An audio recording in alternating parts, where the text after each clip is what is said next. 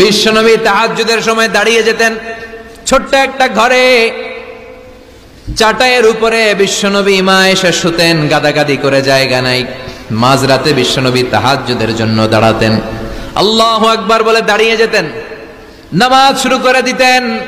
বিশাল বড় সূরা পড়তেন, কিরাত পড়তেন, রুকু করতেন, কিন্তু সিজদার জায়গায় সিজদা দেওয়ার জায়গা নাই। সিজদার জায়গায় মা এসা পা বিছিয়ে শুয়ে আছে।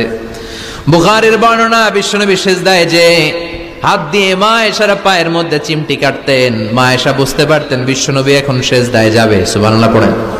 মা এসা বুঝতে পেরে পা দুইটা সরিয়ে নিতেন, বিশ্বনবী সিজদা দিতেন। সিজদা দিয়ে বিশ্বনবী যখন আবার দাঁড়িয়ে যেতেন, মা আয়েশা পা বিছিয়ে আবার শুয়ে পড়তেন। কি ইবাদত ছিল বিশ্বনবীর! হাত্তা তাতাওয়াররামু খাদামা। মা আয়েশা বলতেন বিশ্বনবী দাঁড়িয়ে থাকতে থাকতে এত সময় ধরে তাহাজ্জুদের সালাত পড়তেন, ওনার পা গুলো ফুলে এরকম টিউমারের মতো মোটা হয়ে যেত। সুবহানাল্লাহ পড়বেন না? দাঁড়িয়ে থাকতে থাকতে বিশ্বনবীর পা গুলো টিউমারের মতো মোটা হয়ে যেত। প্রথম রাকাতে বাকারা, আলে ইমরান পড়ে ফেলতেন। সুবহানাল্লাহ পড়েন।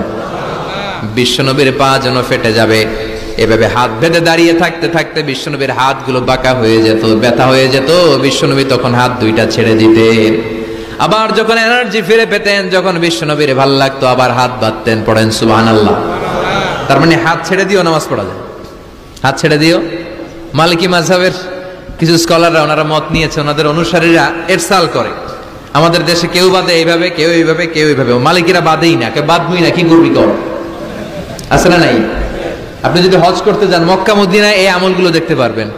এটা সুন্নাত একটা আমল। হাত ছেড়ে দিলেও যেখানে সালাত হয়ে যায় ওই জায়গায় কই বাঁধবে, এই নিয়ে কিলাকিলি আছে না নাই? উপরে না নিচে, আমিন জোরে না আসতে, আছে না নাই? বিশ্বনবী লম্বা সময় দাঁড়িয়ে তাহাজ্জুদ পড়তেন। তাহাজ্জুদ পড়লে আপনার মর্যাদা বাড়ায় দিবে কে? সাইয়েদনা জিবরাইল বললেন, ইন্না শারাফাল মুমিন ফি কিয়ামিল লাইল।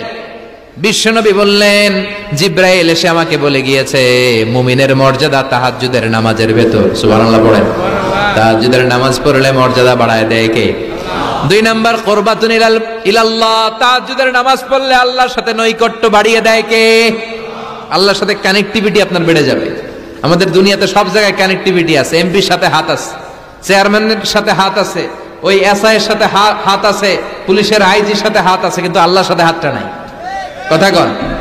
আসল জায়গায় কানেকশন লাগানো দরকার। চিল্লায় বলেন ঠিক কি না? মান লাহুল মাওলা ফালাহুল কুল্লু।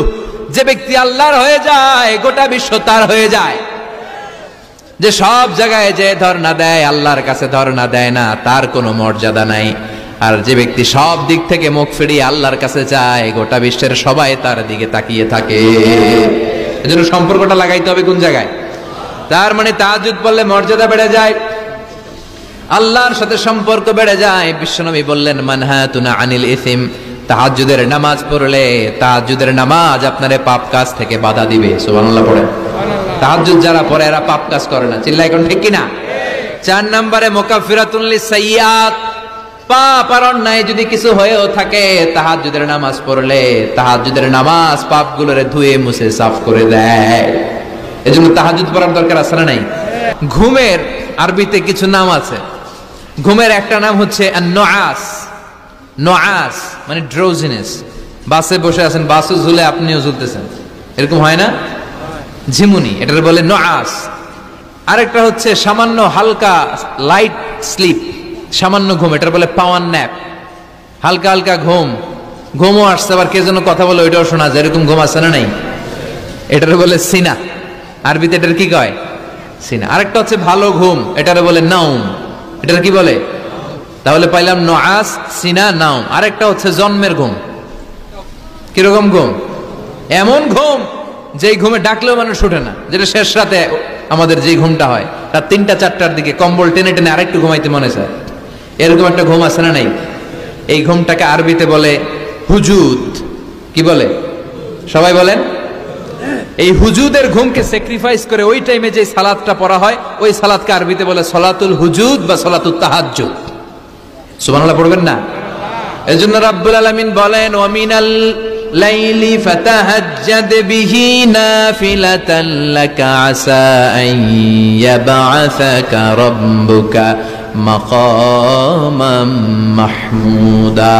ও নবী, রাত্রিবেলা দাঁড়িয়ে আপনি তাহাজ্জুদের নামাজ পড়েন, আশা করা যায় বিশাল সম্মানিত মহিমান্বিত জায়গায় আল্লাহ আপনারে বসায় দিবে গো নবী। ঠিক কি না? তাহাজ্জুদের সালাত পড়লে মর্যাদা বাড়ায় দেয় কে? মুমিনের বৈশিষ্ট্য, তারা রাত্রিবেলা তাহাজ্জুদের সালাত পড়ে। ইমানদারদের বৈশিষ্ট্য, তারা হলো ফুরসান আন-নাহার রুহবান আল-লাইল। রাত্রিবেলা তাহাজ্জুদের যায় নামাজে কান্নার ঝড় তোলে, দিনের বেলায় ঘোড়া হাঁকিয়ে জিহাদের ময়দানে জিহাদ করে। ঠিক কি না? দিনের বেলায় চলবে কি? জিহাদ। এজন্য বিশ্বনবীর প্রথম প্রশিক্ষণ নিতে বললেন আল্লাহ, কুমিল লাইলা ইল্লা কালিলা।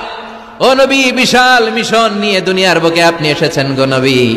প্রথম প্রশিক্ষণ যেটা নিবেন, রাত্রিবেলায় দাঁড়িয়ে দাঁড়িয়ে তাহাজ্জুদের প্রশিক্ষণ। বিশ্বনবীর আদেশ করলেন কে? কিসের আদেশ? সবাই কোন? আরো জোরে। ওই মুহূর্তটা তাহাজ্জুদের সময়টা এমন সময়, ইয়ানজিলু রাব্বুনা ইলা সামাইদ দুনিয়া, রব্বুল আলামিন আরশের উপর থেকে দুনিয়ার আকাশে নেমে আসে। নেমে আসে মানে বিশেষ একটা মনোযোগ দেয়, আর দুনিয়াবাসীরা ডেকে ডেকে বলে, গোলাম আলা মিন মুস্তাগফিরিনা গফির আলা, কার ক্ষমা লাগবে ক্ষমা চাও, সব গুনাহ আমি ক্ষমা করে দেব। আলা মিন মুস্তারজিকিন আরজুকালা, কার কি লাগবে আমার কাছে চাও, সব আমি দিয়ে দেব। আল্লাহু আকবার। আলা মিন মুস্তাকসিন আকসুলা, যার জামা দরকার জামা চাও, জামা দেব। ক্ষমতা দরকার ক্ষমতা চাও, ক্ষমতা দেব। নেককার স্ত্রী দরকার, নেককার সন্তান দরকার, সন্তান চাও, সন্তান দেব। সব দেয়ার মালিক কে? কেউ যেটা পারে না পারে কে? কেউ যেটা দেয় না দেয় কে? কেউ যেটা বোঝে না বোঝে কে?